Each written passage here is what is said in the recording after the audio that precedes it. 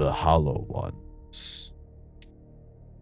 The forest had been dead for miles. 6 friends, Connor, Samantha, Mark, Rachel, Daniel, and Emily, pushed deeper into New England's forgotten woods.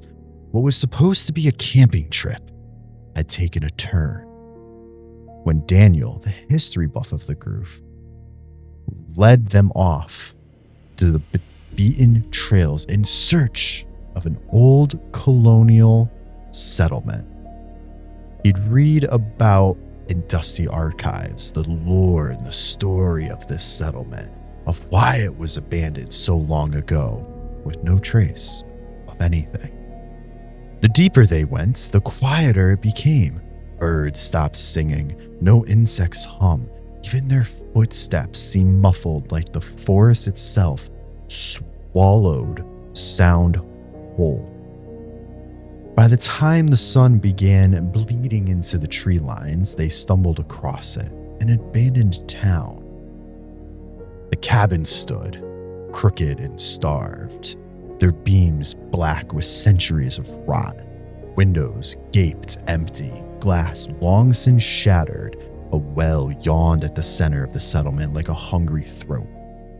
Ivy smothered everything, clutching wood and stone with strangling fingers. 1700s easy, Daniel whispered, eyes wide with both awe and dread. This place, it shouldn't even be here. They set up camp inside the collapsed meeting hall, its roof half caved, its timbers groaning under their weight. By lantern light, they explored, brushing aside centuries of dust. That's when Rachel found it. Buried under the pulpit that had rotten through, its wood splitting like ribs. A book. It was thick, its covered, cracked, and mottled. At first glance, it looked like old leather, but under their flickering lights, they realized the truth. Stretched flesh, waxy and pale, sewn together with crude black thread. The edges of the cover curled like dried lips, and faintly, so ever faintly, faces seemed pressed beneath its surface, screaming silently. No way, Connor muttered, backing off. That's human skin. Daniel, shaking, brushed dust from its cover. Letters had been branded into the hide, long faded, but the word was still clear enough to make the group shiver. Hollow. The instant Daniel pried it open, the air in the hall shifted. Their fire guttered. The silence outside pressed closer, heavier, as if the forest leaned in to listen. The first page was written in brown ink, or what they hoped was ink. Twisted script covered the parchment in a language none of them recognized, but between the words were sketches, shapes too thin, too long, with faces smeared black, their mouths open wide. The book smelled like earth and old blood. "Shut it," Emily hissed, her skin prickling. "Please, Daniel, put it away." But Daniel, filled with a feverish curiosity, whispered, "I think it's a record, a warning."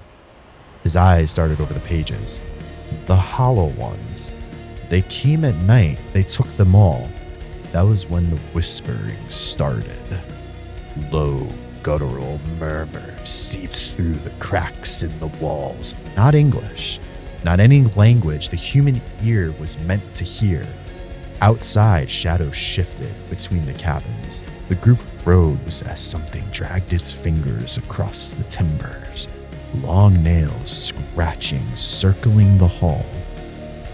The first scream came when Samantha vanished from her bedroll.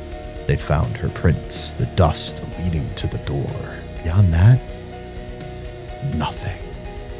When they stumbled back, Rachel pointed at the book. Its pages had turned on their own. A fresh sketch started back at them now.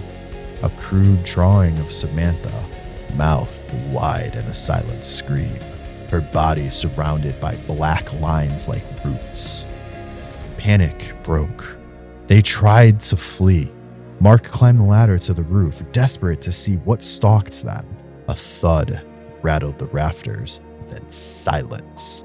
When they hooked, all that remained were his boots, dragged into the tree line, deep grooves carved into the wood where he'd clawed for purchase. The book flipped open again. This time, Mark's hollowed face stared back at them. One by one, the night swallowed them. The whispers grew louder, forming words that clawed their way into their skull. Join us. Feed us. Be hollow.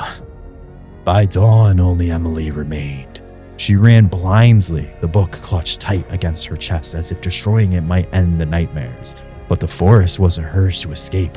The colony stretched endlessly, more cabins, more shadows, and even from every doorway emerged figures, pilgrims in rotting garbs, faces pale and stretched, eyes nothing but pits of black, their jaws unhinged with sickening cracks, opening wider than any human should, teeth long and jagged, the hollow lungs.